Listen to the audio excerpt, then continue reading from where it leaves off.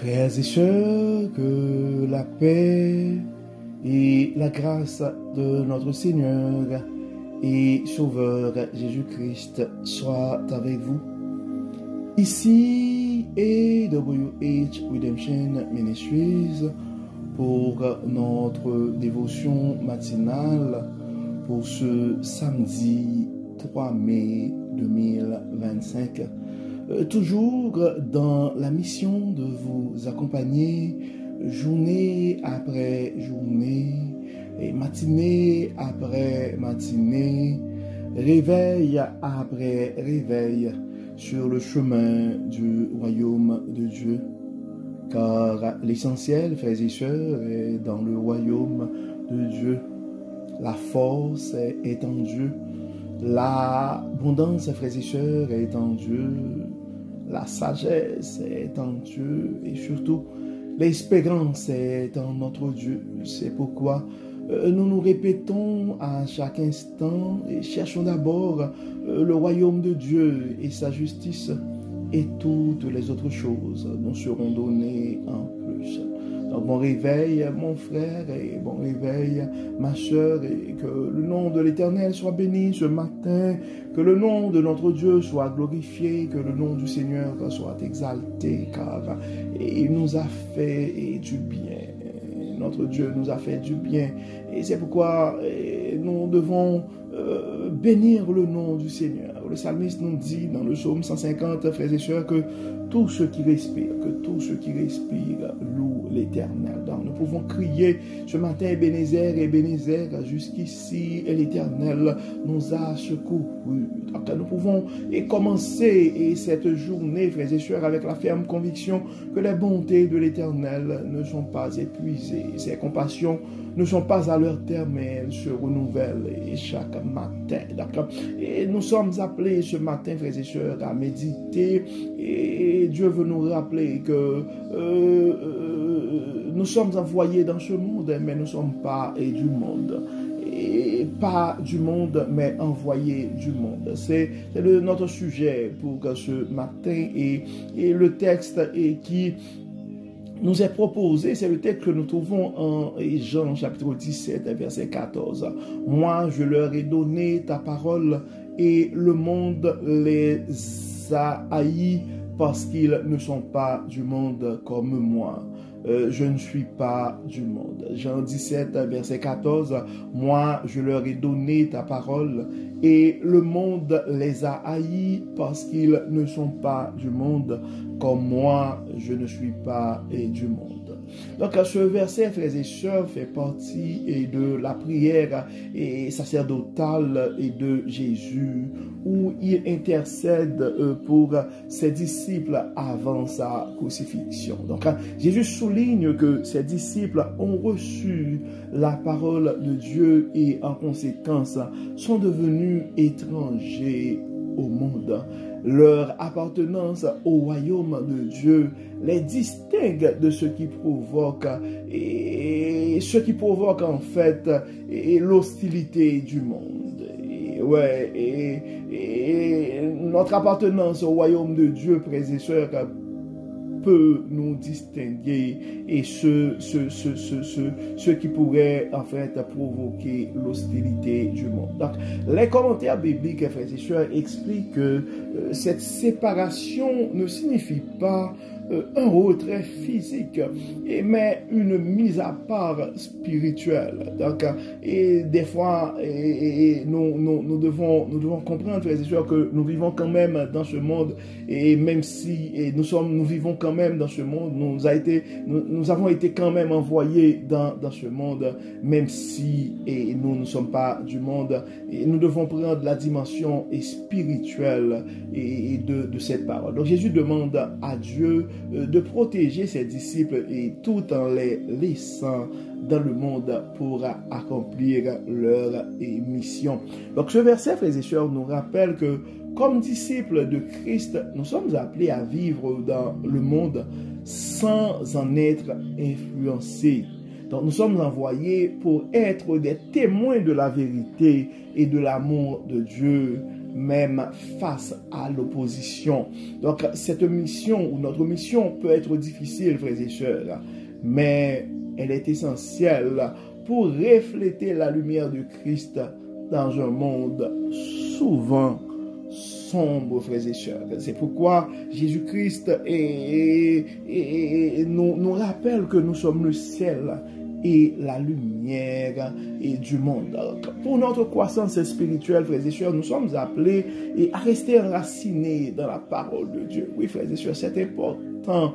Et nous devons méditer quotidiennement sur les Écritures pour renforcer notre foi et notre discernement. Nous ne pouvons pas nous fier à notre propre sagesse, à notre propre intelligence, et frères et sœurs. Donc, restons enracinés dans la parole de Dieu. Et nous devons aussi, frères et sœurs, nous, en fait, nous pouvons vivre, soyons des témoins et courageux. Soyons des témoins et courageux.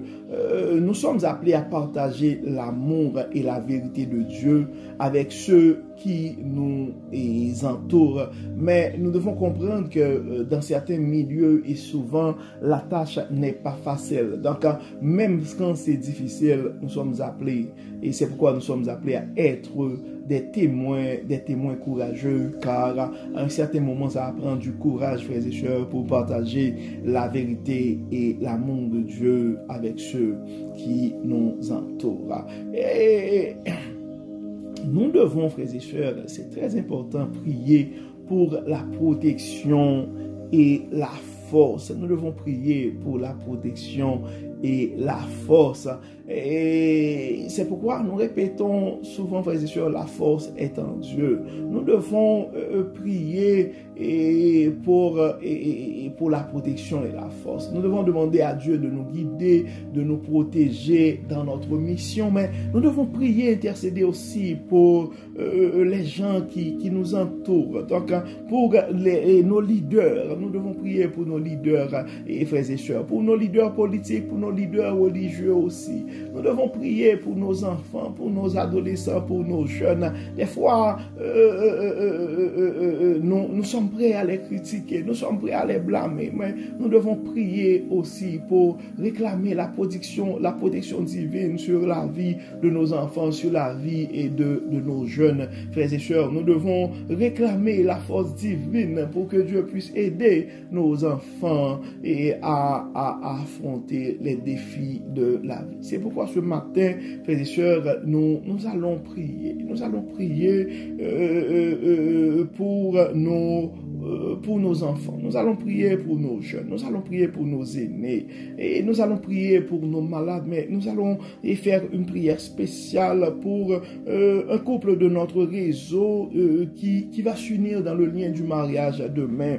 Et nous allons réclamer, nous allons intercéder pour ce jeune couple, et nous allons demander pour que Dieu puisse les remplir de sa puissance, pour que Dieu puisse les protéger, et Dieu puisse les donner aussi de la force pour qu'ils puissent, et pour que ces jeunes puissent poursuivre leurs rêves et leur parcours sur le chemin du royaume, pour que Dieu puisse les bénir à tous égards sur plusieurs générations. Prions le Seigneur.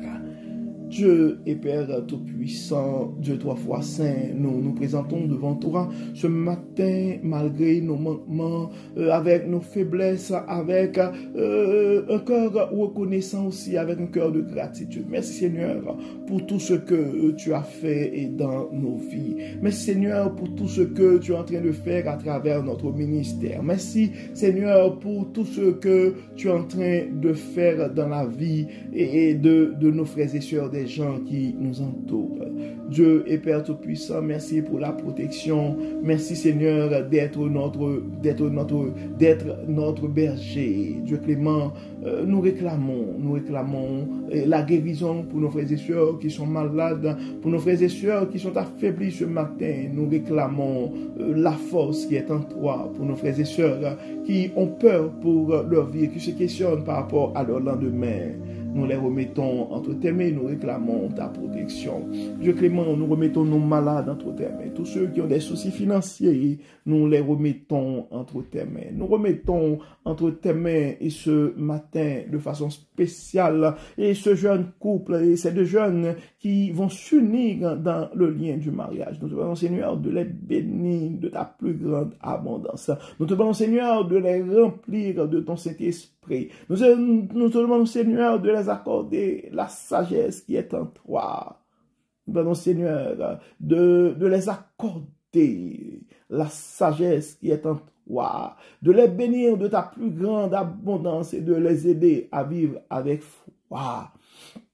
Dieu est Père Tout-Puissant, tu connais le désir de leur cœur, nous les remettons entre tes mains et tous ceux qui les accompagnent, nous remettons leurs parents entre tes mains, nous remettons leurs amis entre tes mains, tous ceux qui les accompagnent à un niveau ou à un autre, à ce moment assez important dans leur parcours sur le chemin du royaume. Nous avons d'autres jeunes qui ont d'autres projets pour leur vie. Il y a d'autres jeunes qui cherchent présentement un partenaire. Nous te demandons, Seigneur, de les accompagner. Nous te demandons, Seigneur, de conduire sur leur parcours la personne idéale qui va les aider à accomplir leur mission sur le chemin du royaume. Nous avons d'autres frères et sœurs qui, ça fait des années, qui se sont déjà engagés dans le lien du mariage. Nous demandons, Seigneur, de les accompagner. Nous demandons, Seigneur, de les assister. Nous te demandons, Seigneur, de les protéger. Nous demandons, Seigneur, de les bénir. Il y a d'autres, Seigneur, que tu accordes le don du célibat. Nous te demandons, Seigneur, de les aider aussi et dans leur relation avec toi et de leur aider aussi dans cet aspect de leur vie. Dieu de grâce, Dieu de toute bonté, nous remettons nos faiblesses entre tes mains, nous remettons nos soucis entre tes mains, nous remettons nos projets entre tes mains. Nous comptons sur toi, Dieu clément, dans ta bonté, dans ta miséricorde.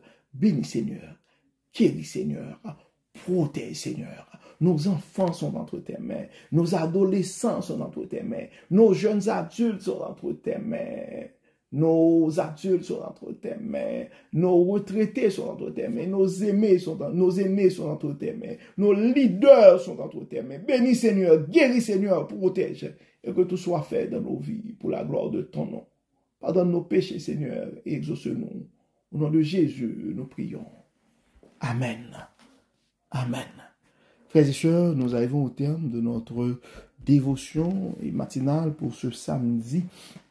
Nous espérons que votre âme a été bénie et d'ici là, nous vous souhaitons une excellente journée sous le regard du Dieu Tout-Puissant, que ta paix puisse régner sur nous, que ta paix puisse régner sur nos enfants dès aujourd'hui et éternellement. Amen. Amen. Encore une fois, bon samedi, frères et sœurs, et à demain pour notre méditation